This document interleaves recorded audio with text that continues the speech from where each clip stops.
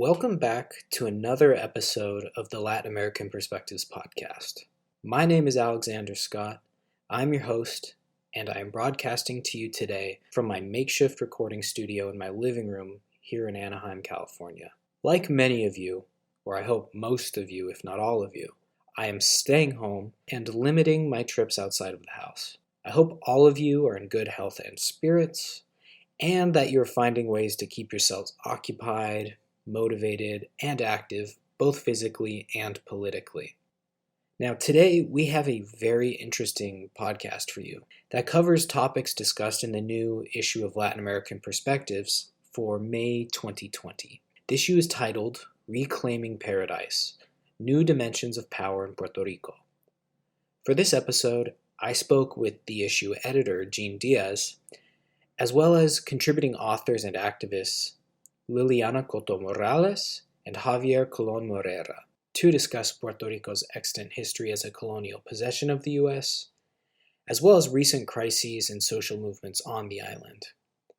In addition to shedding light on the important issues and history taking place in Latin America, I found this interview to be very important in how the conversation challenges academics and organizers like myself who are based here in the U.S. to do more to incorporate Puerto Rico and Puerto Rican issues into our organizing praxis and strategies, as well as our syllabi and political education platforms, and just generally to do more to collaborate with activists and academics in Puerto Rico. Since 1898, Puerto Rico has been dominated by the economic imperatives of the U.S., and has lived under an evolving colonialism, which has served to more deeply entrench the island in the stranglehold of U.S. political and corporate control, as well as that of international finance capital.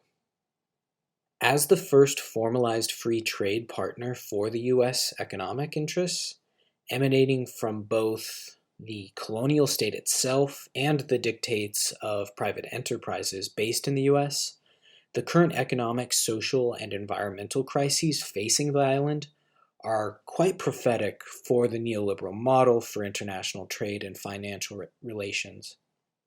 The organization of the Puerto Rican economy is indicative of its colonial status, which is ultimately to attract capital with the promise of maximizing profitability. Now, throughout the island's history, Puerto Ricans have been struggling against their subservient position as a colony. Often this has been a life and death struggle, with brutally repressive policies ensuring defeat for the forces of liberation. However, in recent years, the island has witnessed large uprisings of the people, directly challenging state power and collectively mobilizing resources to address the crises produced by 2017's Hurricane Maria. Okay. So now that you have had a brief introduction to Puerto Rico, I want to introduce our guests for today's podcast. Diaz is a teacher, writer, and activist who has spent decades studying Latin America with many of Latin American Perspectives' founding members, and she joined our collective in the 1990s. Jean has taught every grade from kindergarten through high school and is presently teaching political science at Riverside Community College in Riverside, California. Liliana Coto Morales is an urban sociologist and professor emeritus in the School of General Studies at the Universidad de Puerto Rico. She is a member of the leadership team and UNESCO Chair in Education for Peace. She is the author of numerous books: Desalambrar, Orígenes de los Rescates de Terreno en Puerto Rico, Su Pertenencia en los Movimientos Sociales, published in 2006 by editorial Tal Cual. She is also the author of Las Guías para el Desarrollo Sustentable de Vieques, published in 2002 by Publicaciones Gaviota, as well as the book Cruzando Fronteras, Convergencia entre la Sociedad Civil y la Academia en el Caribe, published by el Instituto Tecnológico de Santo Domingo in 2010. And last but not least, José Javier Colon Morera is a professor of political science at the Universidad de Puerto Rico at the Rio Piedras campus. He teaches courses and seminars on human rights and Puerto Rico-U.S. political relations, and he has co-edited numerous books, including Puerto Rico y los Derechos Humanos, una intersección plural, published by Editorial Callejon in 2012, as well as the book Puerto Rico Under Colonial Rule, Political Persecution and the Quest for Human Rights, published by SUNY Press in 2006. Okay, now let's get on to the interview. So, Jean, can you please provide our listeners with a brief overview of this new issue of LAP and how it came about? Okay, so we conceived of this issue, Armando Gonzalez Caban and I, because Puerto Rico was just in one of a period of great crisis. It was right after Promesa, and we had both been to the island and seen the activism that was going on against it, and we said, okay, we have to get something going through LAP through Latin American perspectives. And we wrote this huge prospectus that really covered as much ground as we could. And we felt like if we got a few great articles, that we'd really advance and be sort of a center for the development of these ideas that were coming out so quickly through the activism of the people, really. And I think that's what we ended up with, even though it was quite a long process. We found that people weren't contributing too many articles, and then all of a sudden they began coming. And post Maria, of course, created a whole new era of activism and understanding and political consciousness. And unfortunately, during this whole process, Armando passed, and so this edition is dedicated to him, to his memory, to his lifelong interest in politics in Puerto Rico and environmental politics. And so we're very, very pleased with an excellent collection of articles about real possibilities for economic development and things that are already in action in the area of politics and community organizing.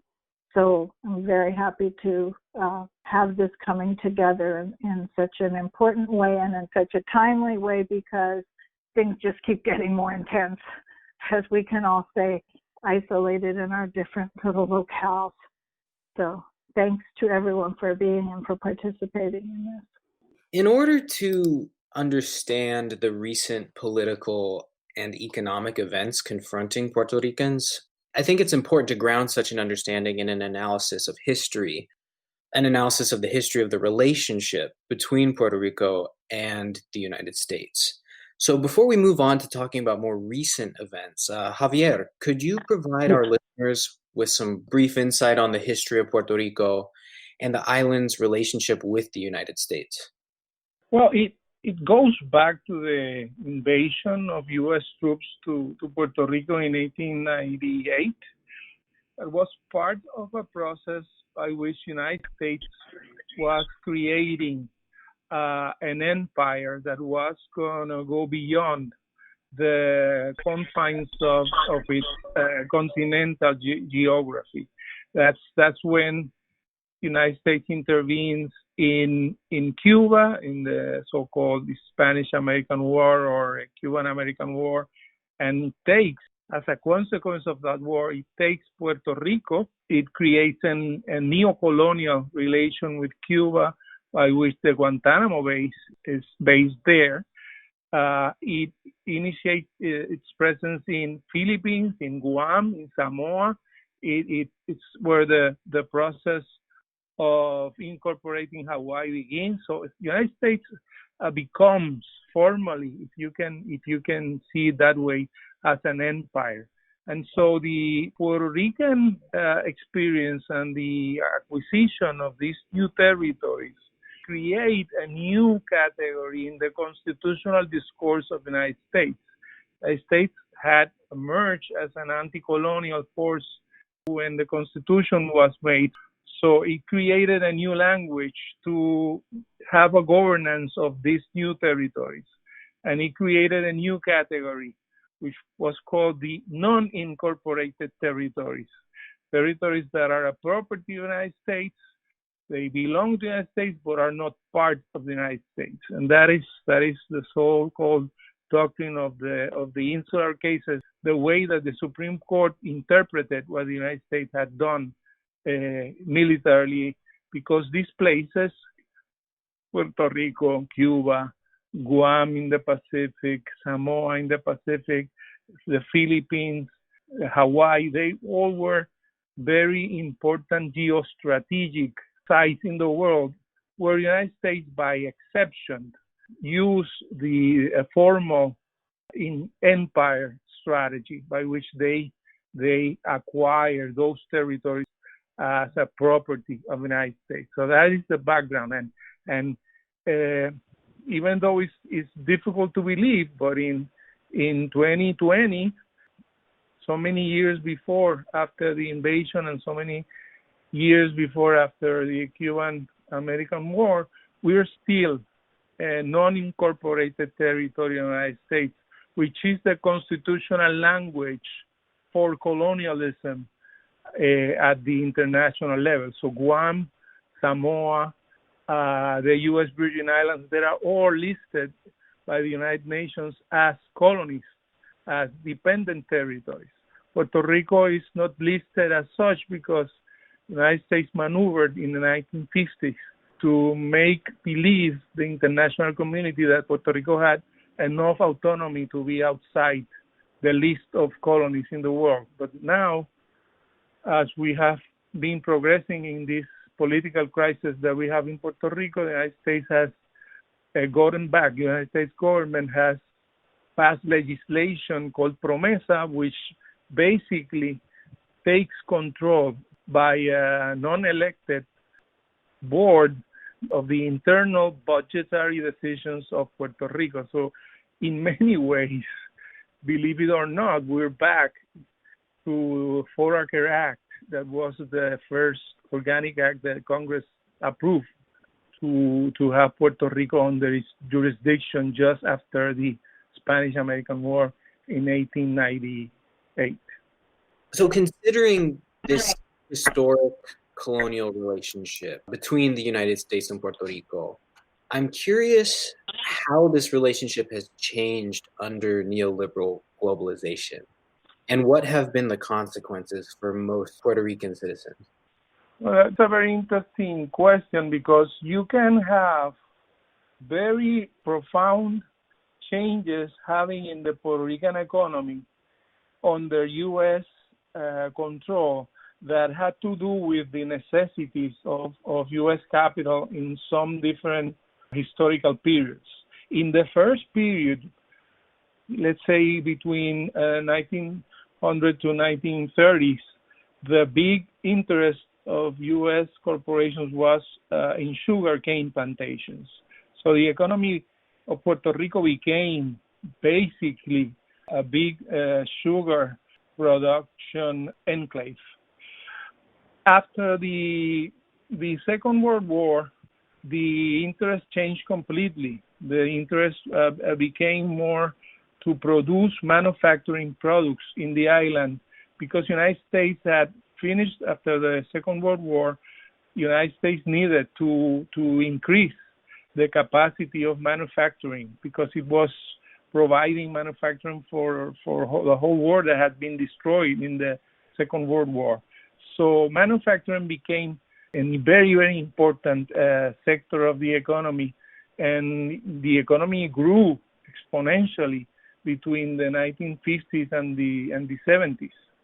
In the 70s, the manufacturing sector started to show problems, and some of the manufacturing enclaves of American corporations decided to invest in other places where they thought that they could get even higher rates of profit.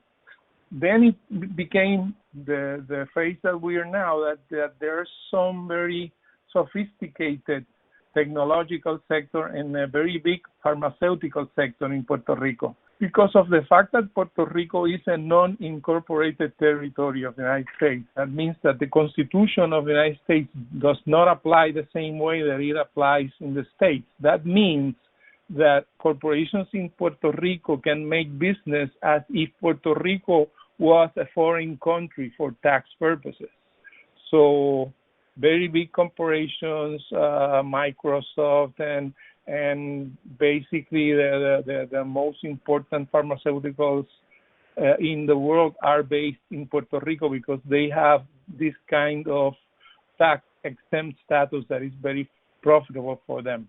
So now there is a question that has been brought up by Promesa, which is whether the new phase of capitalism in Puerto Rico, this neoliberal phase, will be more concentrated in the financial sector and taking advantage of the large Puerto Rican debt, the tourist sector, and there has been a relative desindustrialization of the island. Now we have much more Puerto Ricans living inside the United States than in Puerto Rico. There's more than 5 million Puerto Ricans living in the United States, and the last estimate that I heard is 3.1 million in the island. So there has been a rapid process of depopulation in Puerto Rico because of the severity of the economic crisis. Good afternoon. I would like to mention some things with respect to the previous points that will connect with this answer. Is that the fact that the process, the colonial process, which is a structural colonial process, also has the subjective aspect of it.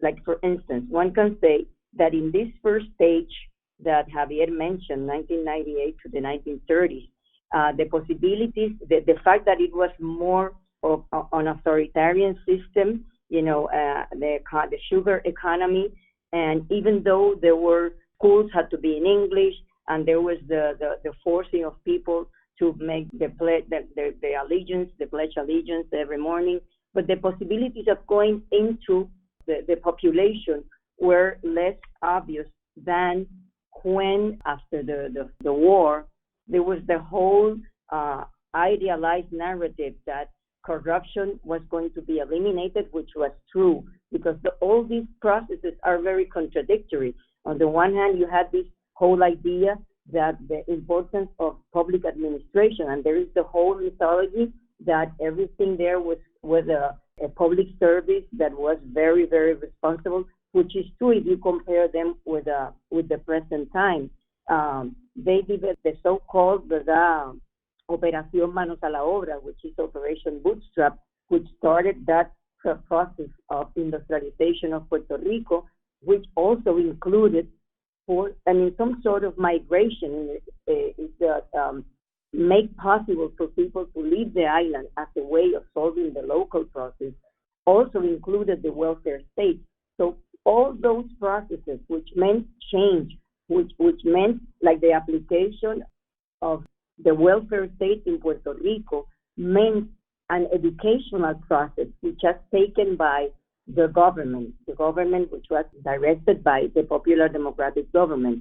And there was a lot of interest in establishing the importance of education, the importance of the industry, the importance of social justice, but social justice separated from nationalism, which was another of the issues that this administration developed.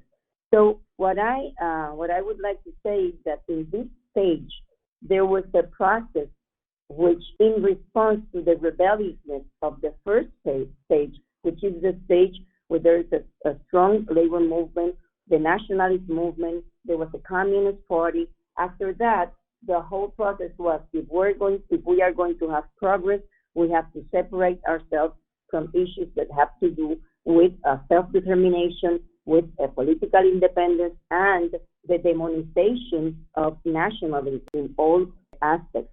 So that meant that the process of connection with the state was very high. There was a lot of hope. There was a lot of trust. If you compare that to the corruption and the whole situation of the first period. But the deterioration of this process came even within the 27 years of the Popular Democratic Party. That's how one can explain that in 1968, all of a sudden, a new party, which was called El Partido Nuevo Progresista, the New Progressive Party, won because people were really disillusioned with respect to what the Popular Democratic Party had offered. Not yet disillusioned as they are now, as Javier said, with the reality of the colonial relationship, because that idea, which was forced educationally among us, that the Estado Libre Asociado was not a colonial formula, that idea, which meant that the nationalists went to Congress to make a statement, with the attack to Congress, that idea was not yet questioned.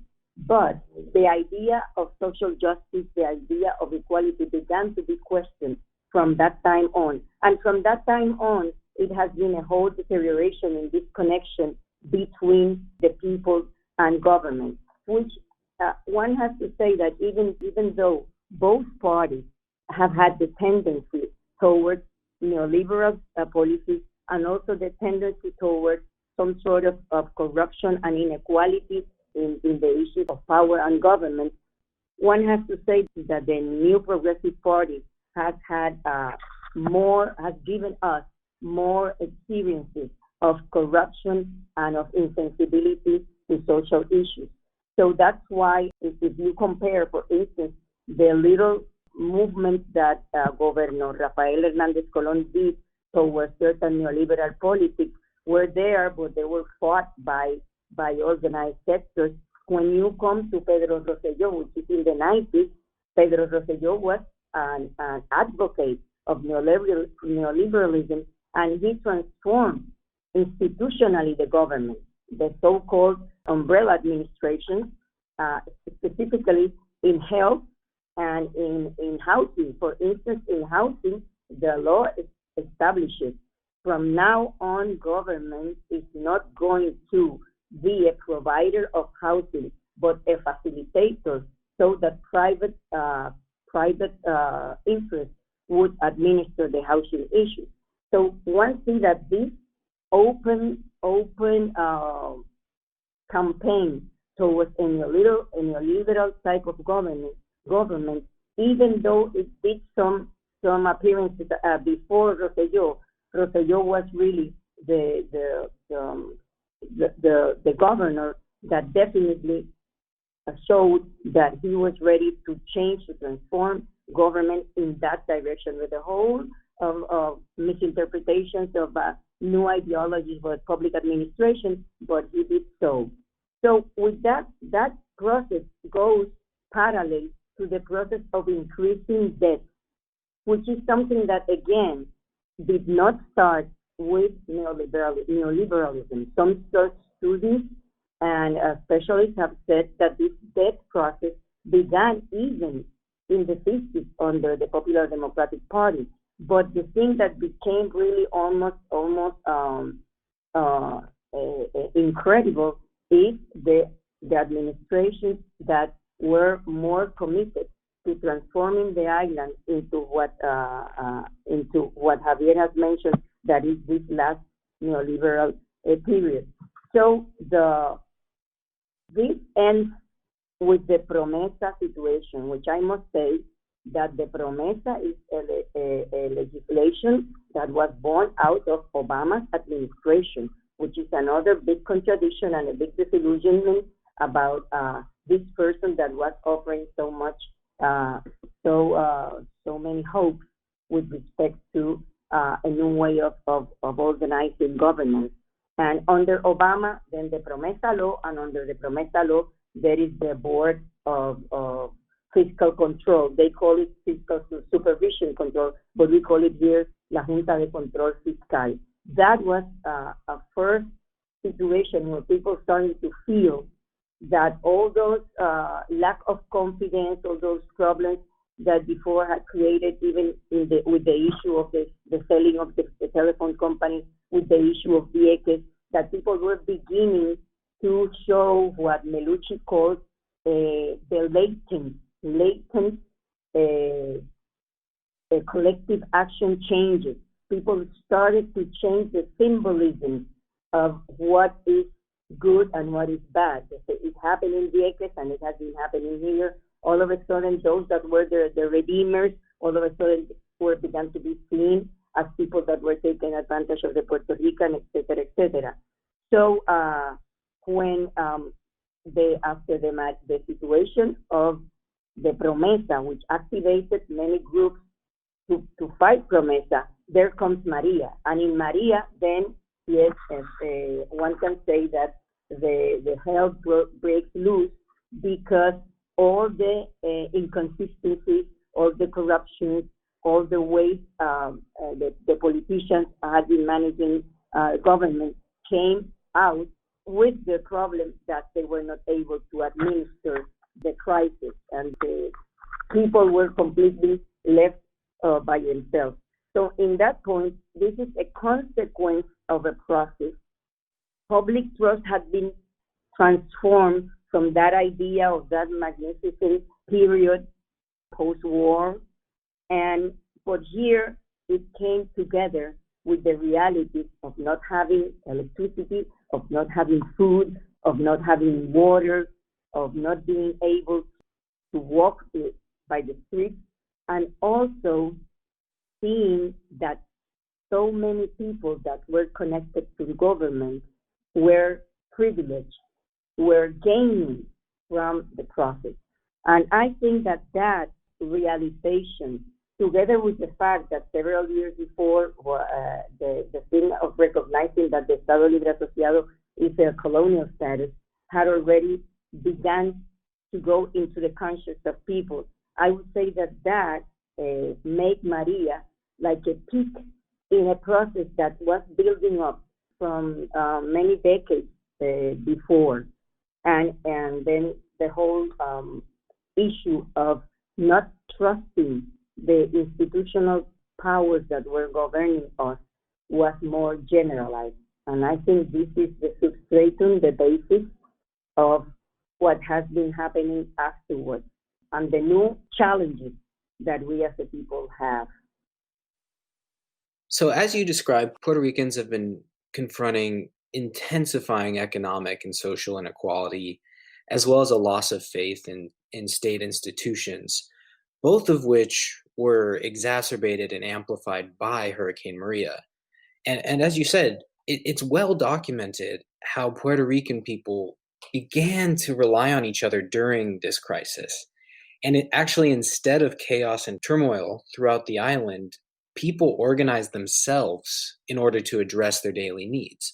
So I'm hoping you could describe some of these organizing activities and shed some more light on the community organizing response.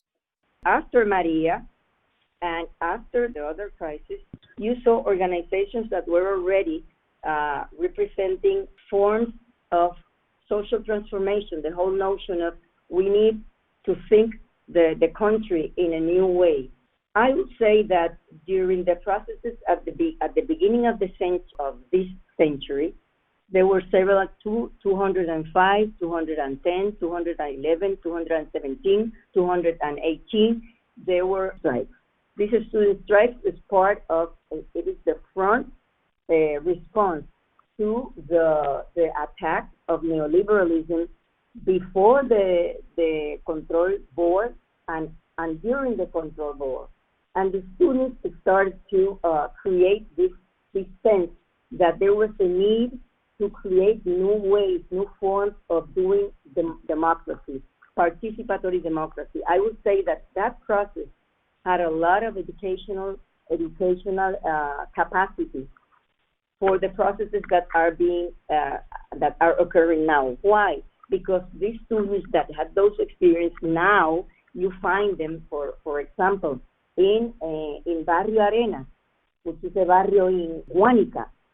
It's a barrio that is creating because some of the that were young during those periods of strife are already in their communities, are developing ways of new sorts of organization, not only not only for the necessities, because sometimes people just think that you have to provide for the necessities. It's also thinking in a proactive way for the future. Barrio Arenas is an example of a community, mostly of old people, but it has a leadership that was formed in the Colegio de Mayagüez, the university in Mayagüez. Now they are they realized during the earthquakes that they needed some sort of organization to confront crisis. What they do, the community recognizes the situation. There is a person that comes from a political process previous in Puerto Rico, and it starts giving form to this idea, and the possibilities of doing that has created the possibilities of connecting with the foundation that is called La Fundación Comunitaria, that is cooperating financially for this community to organize this process of how to face in an organized way and in a proactive way, and not stimulating dependence, the confrontation of the crisis. What happened in Barrio Arenas, for instance, when they were already meeting to go on with this organization, the pandemic broke out. What has been done? That the leadership, which is a politicized young leadership in a non-rural community, which has about 600 persons, decided that then they should do something in order to help people and to give them a proactive orientation about how to deal with the pandemic. They developed. It was a creation in the very community, a Facebook page which is called the community network in response to the coronavirus. They give orientations. They do that to Facebook, but also they take that vocabulary and they put it in what we call arroz de habichuela, which means rice and beans, and they go around the community telling people by loudspeakers what it is that they have to do. And they've been creating alternative organizations to confront this other type of crisis. There is another example which comes out of Maria, which is Toro Negro, the Barrio Toro Negro in Ciales. Both of one, Barrio Arenas is from the south, Toro Negro is from the center, and Toro Negro is not, is demographically not old people. It's many families that are divided in 28 households.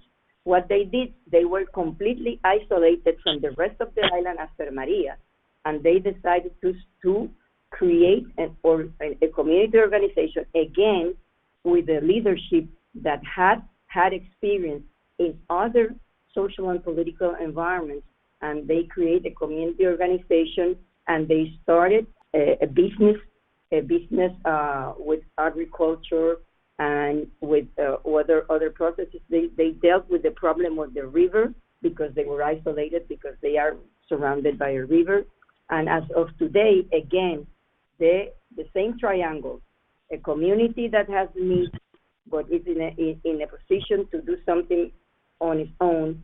Second, a leadership that has had political experience, which usually was an experience that came out from some sort of educational or labor type of experience. And third, the possibilities of a foundation that has the sensibility to help. There are other instances. I am talking about that because there is a tendency to say the communities were the ones that took care of their own, etc., etc. That is important. That is very important. But one has to examine what are the processes here that tend to go beyond the satisfaction of the need, beyond the welfare type of approach, and promote that these communities, which are not independentistas, they are not nationalists, they are not leftists, they are people in the community, but they are ready to organize themselves in terms of doing proactive work. There are other experiences, and I insist on talking about that because I would like your audiences to know that these are experiments that are being successful and that together with other ONGs that have developed in Puerto Rico are creating a social activity that is not that evident in terms of the media, but is there and is active, and I know that it's going to be the answer to many things in the future. So this thing may I jump in? Sí. I wanted to say two things about Maria and the political effect that it had. First, there was a big backlash against the statements that President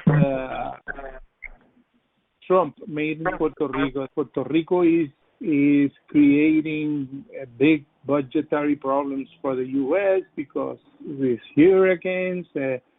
The way that the President Trump reacted created a sense in Puerto Rico that in many ways, as far as the head of the federal government was concerned, in some ways we were on our own, because rather than coming here and showing empathy for the victims, etc., what he was addressing was the issue in terms of financial costs and in terms of Puerto Rico being a burden for United States finances. And many people here recognize that was some sort of political strategy on the part of Trump. So that created a lot of anxiety and a lot of resentment towards the way that the federal government was responding to the big necessities here that created more than 4,000 deaths. After the fact, we knew that there were thousands of deaths that were unreported and unrecognized by the local government for many months. So that's one factor that I think is important. The other is that there was a total collapse of governmental functions. Government was not able to give electricity to hospitals. That's why so many people died. There was no plan to bring diesel and other energy supplies to buildings where old people would be gathering without energy, without food, without basic necessities. And in many ways, the crisis created the need for this empowerment strategy on the part of the communities. And also the fact that this came also with the closing of thousands of schools, hundreds of schools in the island, and there were many children getting at night hungry because they didn't have the social support system that they had depended upon. So in many ways, Puerto Ricans did not have an option but to develop a new model of getting things done.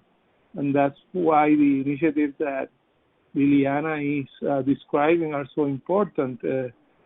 Some initiatives insisted in trying to get solar energy to different points of the island and get away from the dependency in the oil-based energy platforms, and that has created a new momentum in Puerto Rico to see how the so-called third sector, the community sector, the non-governmental sector is an asset that has been underestimated by both the local and the federal government, and that there's a source there of energy, of commitment, of true capacity to address necessities that many times are too far away from the central bureaucracies in San Juan. I would also say that the knowledge of these experiences is important, and that's why for for the academic communities and universities, et cetera, it's important to create this sense that research in these areas to document those histories of social processes, like the fact that Toro Negro now have solar panels, the fact that Barrio Arenas now has a system of reacting to crisis, the fact that Perucci in Cabo Rojo has a water system that is local. Those histories are important to be documented, and the fact that our universities do not consider sociology of social movements, of the social history of the processes of resistance as important part of any program, then it leaves people to experience things and just make articles or commentaries and things like that. But an institutional support to this sort of research, I think that is very important, not only in Puerto Rico, but also among the diasporic population in the United States. You described this community mobilization isn't necessarily a left political mobilization, at least explicitly. But but it sounds like they're mobilizing around and pushing a lot of really progressive causes. And I'm curious if you anticipate in the future this mobilization resulting in a more progressive leftist push throughout Puerto Rico. At this point, I am trying to establish those historical connections, between processes that happen at the university. For instance, there is another process that I've studied, is the fact that in the 90s, the School of Social Work, the Graduate School of Social Work, and the Psychology School developed a lot of interest in the issues of participatory democracy, participatory processes, et cetera, and you could see that by the end of 2000, many of those students that were at those undergraduate programs were the leadership when they were in higher levels at the university, promoting those participatory ideas and making experiments and risking themselves, to be told that they were irrational, et cetera.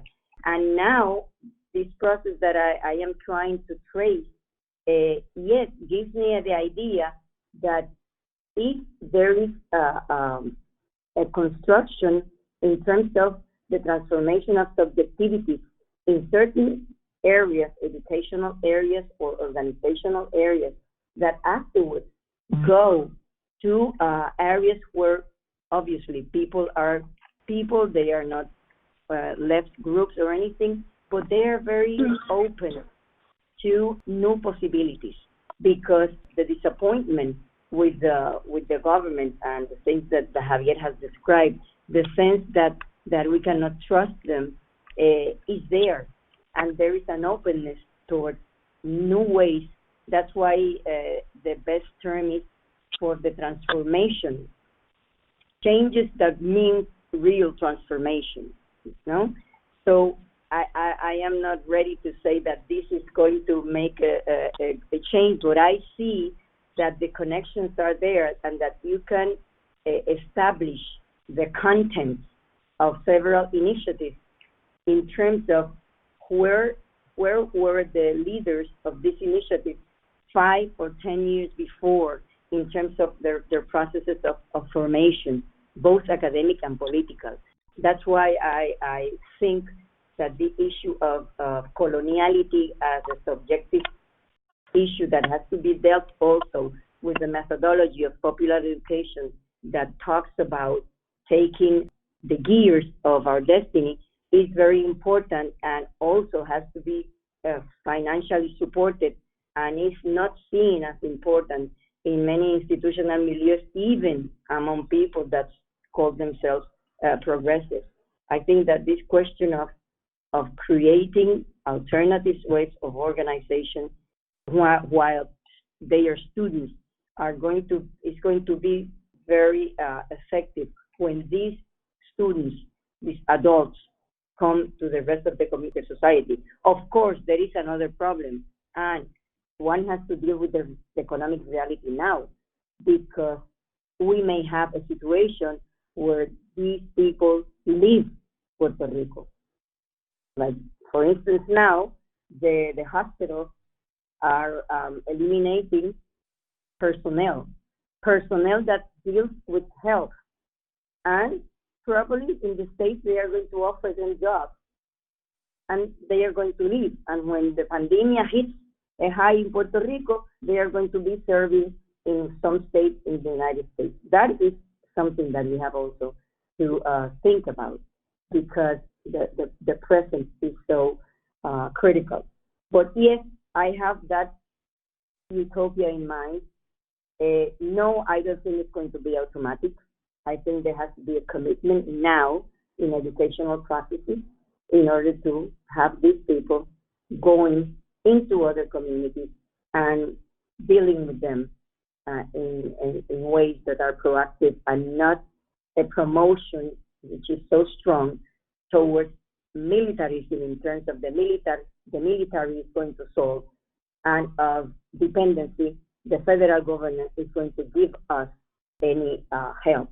And we have really to take what we deserve from that federal government, but also to think in terms of doing things on our own without militarizing our society or becoming subjects, colonial subjects, as we did before. Now, I'm curious to hear all your thoughts from all of you about what can academics based outside of Puerto Rico, whether that's in the United States or other parts of Latin America, or what could American citizens do to help these causes, to engage and assist Puerto Ricans in this mobilization effort, in this push for more progressive politics? Well, I think that there are many levels of possible activation on the part of the United States progressive forces. On the one hand, I think there is a basic issue of self-determination that is still a very much open question, which is to create a process by which Puerto Ricans can decide freely their political future. The one aspect that many people tend to ignore in this whole status debate that has to do with Puerto Rico is that Congress has never established what is the options that are available really for the Puerto Rican people. So many people argue about options that not necessarily are real options for the island. So self-determination in terms not of pushing for a particular solution for Puerto Rico, but enabling Puerto Ricans to have a democratic process, a deliberative process about their future, I think should be high on the agenda. Secondly, I would say that there should be more concern about the fact that the United States still maintains basically a colonial system in not only in Puerto Rico but in U.S. Virgin Islands, in Guam, in Samoa, where it's this whole notion of non-incorporated territory is very discriminatory, not only in terms of accessing badly needed funds in those territories, but also because they don't have any kind of meaningful participation in the U.S. political system, but they don't have either political sovereignty or capacity to enact their own policies. So there's a very evident democratic contradiction there. And third, I think that there's a lot of room for more interaction and solidarity with community sectors that are trying to develop capacity at the local level. We have some experiences of that in some particular projects where U.S. educators have been hand in hand with Puerto Rican in some projects. For example, Montessori public schools. They are a very important movement in Puerto Rico of public schools that use that method.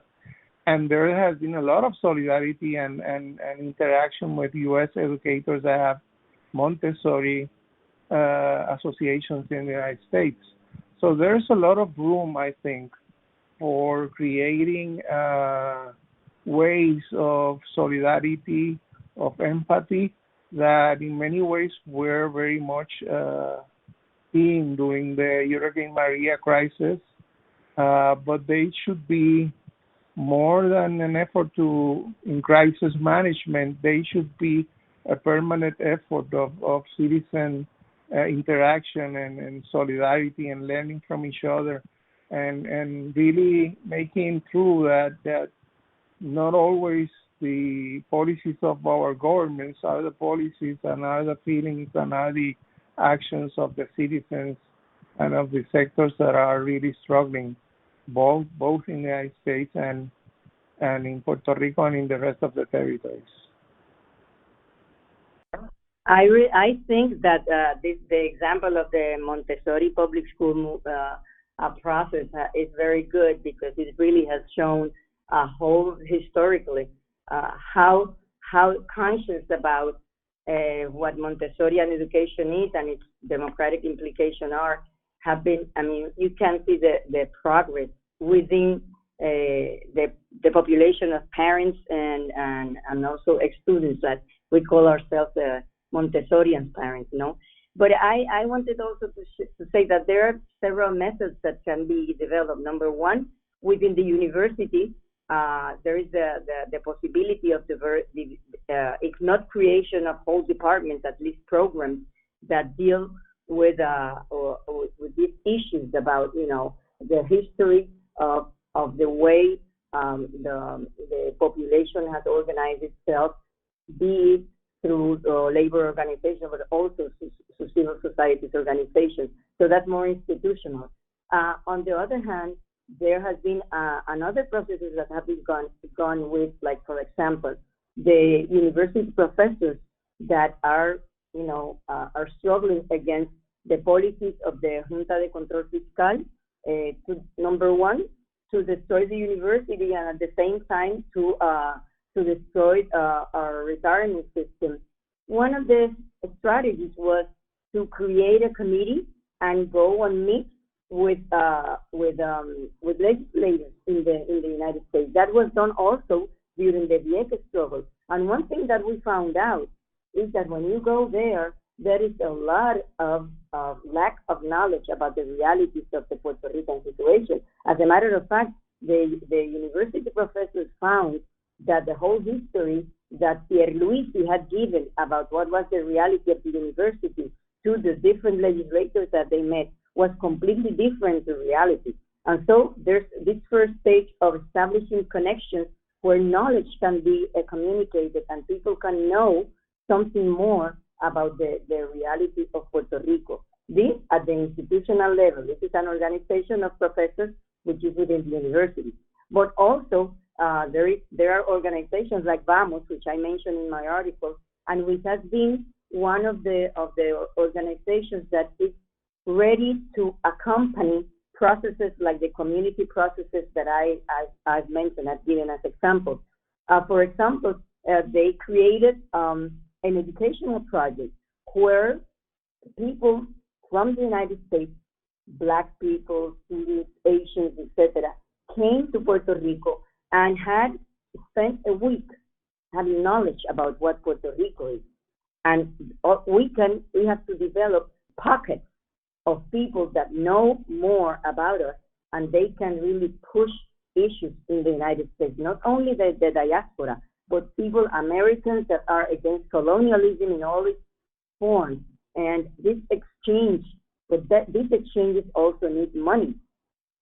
And it was very successful. The two times that I've seen that process are very successful because all of a sudden, United States people realize that there is a population here that is not, a population of beggars like some people like to present us. It's a population of people that struggle, that are creative, etc., etc. So that's another strategy to exchange, do programs of exchange. and also programs of research, even if they are not big research programs of support of people that are interested in studying the history of these processes and the concepts that have been internationally developed as to what kind of world we would want.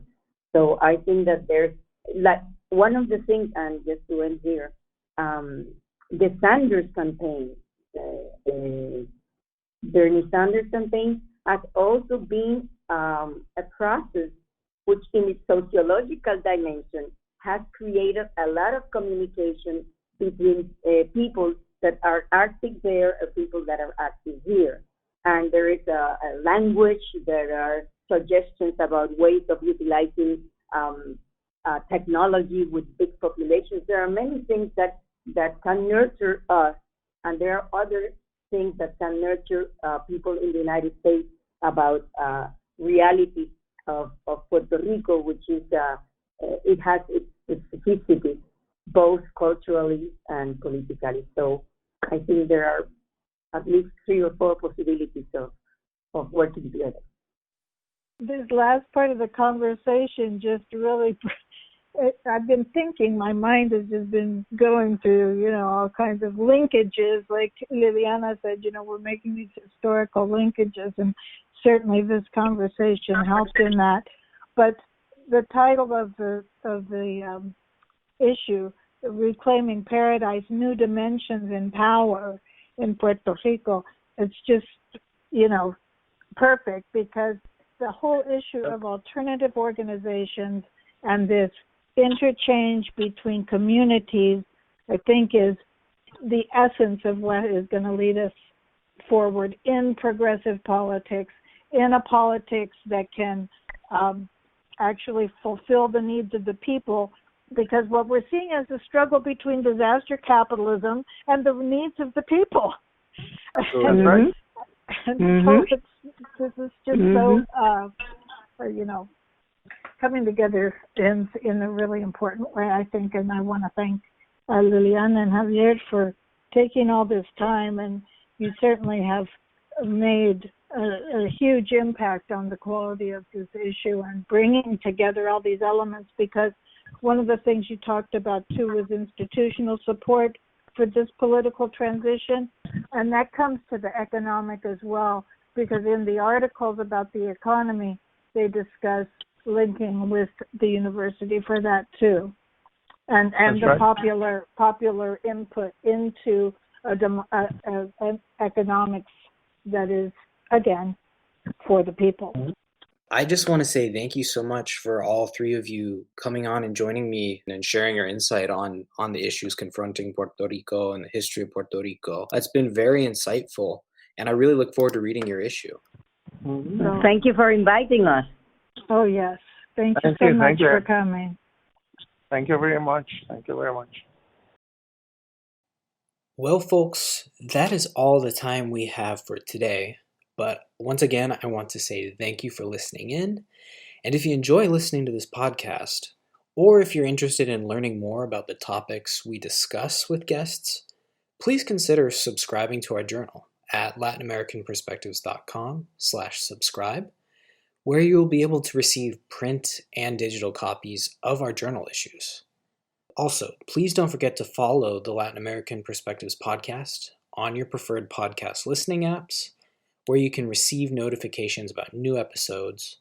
And please, I encourage you to follow Latin American Perspectives on our social media pages on Facebook, Twitter, and Instagram.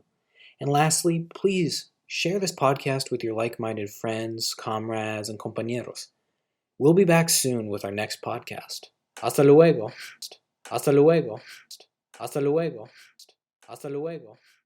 Hasta luego.